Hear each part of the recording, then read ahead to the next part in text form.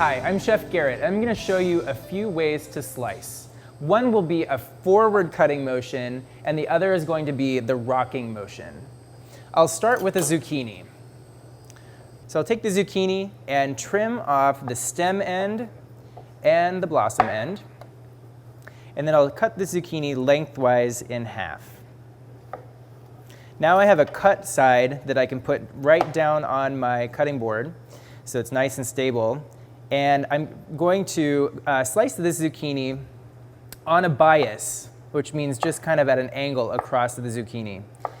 And as I'm going, I have my fingertips curled under, stabilizing the zucchini, and I'm looking over my knife so that I can see that each cut is even with the last cut.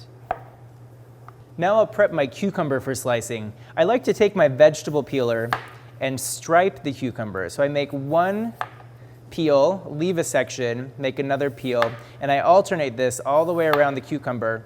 And this takes off some of the tough skin, but also gives it a lot of visual appeal. Now I'll trim off the ends of the cucumber, and I'll slice this cucumber in half. It's pretty big, so I'm going to just slice it in half lengthwise, and I'll set the cucumber cut side down on my board.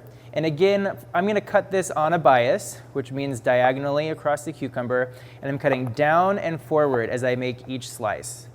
I can look over my knife and make sure that each slice is the same thickness. And slicing cucumber like this on a bias gives it really great visual appeal as well.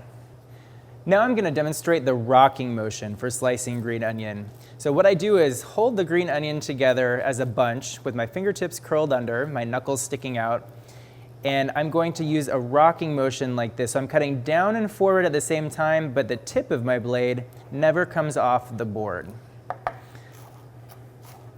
So as I work down the green onion, I'm tiptoeing my fingers backwards, keeping them curled under so they're out of the way of the knife, and my knuckle is sort of a guide for the knife.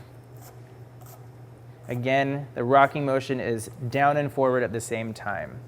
And that is the quick way and efficient way to slice your green onions. My two tips to remember for slicing are that if your food stands up high off the cutting board, lift your knife up all the way as you cut down and forward. If it's close to the surface of the cutting board, you'll use that rocking motion, keeping the tip of the knife on the board. I'm Chef Garrett Berdan with the Oregon Department of Education Child Nutrition Programs.